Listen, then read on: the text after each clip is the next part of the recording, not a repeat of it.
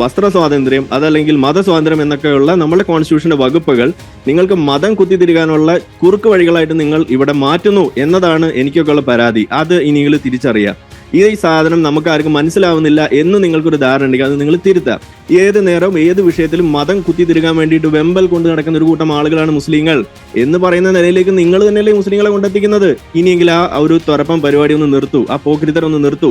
ആദ്യം ഈ കുത്തിത്തിരിപ്പ് ഉണ്ടാക്കിയത് നിങ്ങൾ തന്നെയാണ്. ഇത് ഇവിടെ മാത്രമല്ല, ഇവിടെ കർണാടകയിലെ വിഷയം നിങ്ങൾ എടുത്തു നോക്കൂ. അവിടെയും ഈ പണി ഒപ്പിച്ചു തരാം. ക്യാമ്പസ് ഫ്രണ്ടിന്റെ നേതൃത്വത്തിൽ അവിടെയും ഇതേ പണി ഒപ്പിച്ചത് ഇതേ മുസ്ലിം സംഘടനകളാണ്.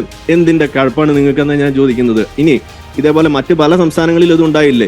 മധ്യപ്രദേശില് ഇതേപോലെ ഒരു സ്കൂളിനകത്ത് കൊണ്ടുവന്നിട്ട് ഹിന്ദുക്കളായിട്ടുള്ള കുട്ടികളെ കൊണ്ട് ഹിജാബ് ഇടിപ്പിക്കുന്നു. എന്തിന്റെ കേടാണ് ഇത്?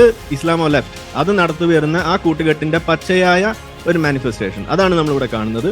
ഈ പറയുന്ന യൂസ്ഫുൾ ഇഡിയറ്റ്സ് ആയിട്ടുള്ള ഇടതുപക്ഷവും ഈ കോൺഗ്രസ്സുകാരെല്ലാവരും കൂടിയിട്ട് ഈ ഇസ്ലാമിസ്റ്റ് ജിഹാദി ആശയം അത് കുഴിച്ചു വെക്കുന്ന ആ ട്രാപ്പിൽ പോയി ചാടി കൊടുക്കുന്നതാണ് നമ്മളിവിടെ കണ്ടുകൊണ്ടിരിക്കുന്നത്. ഇതിൽ വലിയ അത്ഭുതമൊന്നുമില്ല.